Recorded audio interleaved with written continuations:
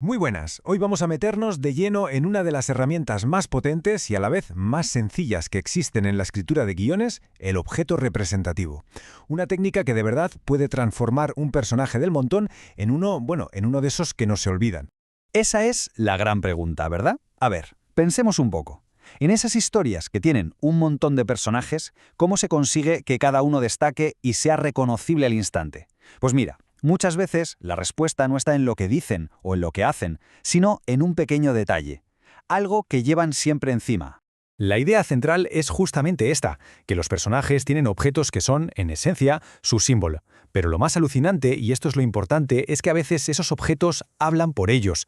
Pueden llegar a sustituir un diálogo entero, comunicando un montón de cosas sin que haga falta ni una sola palabra. Aquí es donde empieza de verdad la magia. La primera función que tiene un objeto de personaje es su capacidad para dejar una marca, una impronta en la mente de la gente. Se trata, básicamente, de crear una asociación que sea inmediata. O sea, que si tuviéramos que definirlo, diríamos que un objeto de personaje es esa herramienta que se elige con muchísimo cuidado para, digamos, imprimir a ese personaje en nuestra memoria. Y ojo, no es un simple accesorio, ¿eh? Es toda una declaración de intenciones. Es, por así decirlo, el ADN del personaje condensado en un objeto. Pensemos, por ejemplo, en las pelis de atracos, que siempre tienen un elenco enorme. ¿Cómo distinguimos tan rápido al experto en explosivos del hacker? Pues muy fácil, por sus herramientas. Uno va con sus cables y su cronómetro, el otro con un portátil muy particular. Esos objetos no solo nos dicen a qué se dedican, sino que nos dan pistas sobre su personalidad.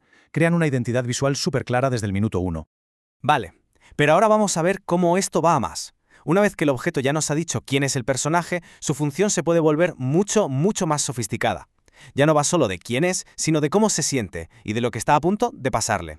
Y aquí es cuando el objeto saca sus superpoderes narrativos. Primero, puede indicar presencia. Oímos el sonido de un bastón y ya sabemos quién viene aunque no lo veamos. Segundo, puede revelar el estado interior. Alguien que limpia sus gafas una y otra vez nos está gritando que está nervioso, sin decir ni pío. Y tercero, el más potente de todos, puede prefigurar acontecimientos, o sea, adelantarnos el futuro. Este ejemplo es perfecto.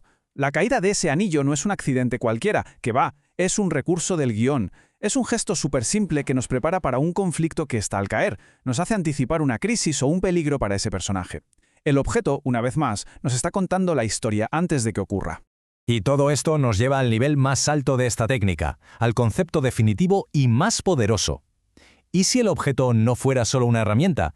¿Y si fuera algo bastante más complejo? Claro, porque cuando se usa con maestría, el objeto evoluciona y lo es casi todo. Deja de ser un simple símbolo. Pensemos en un reloj. Si al principio de la historia está impoluto y al final acaba hecho polvo, su estado nos está contando una historia paralela. Nos habla del viaje del personaje, de cómo se ha roto por dentro. Y esta es la conclusión final.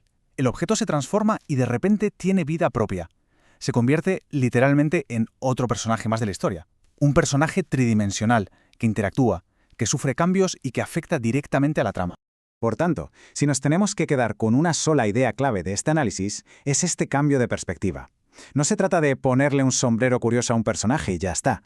Se trata de entender que ese sombrero es el personaje en muchísimos sentidos. Es una extensión de su mundo interior y un verdadero motor de la narración.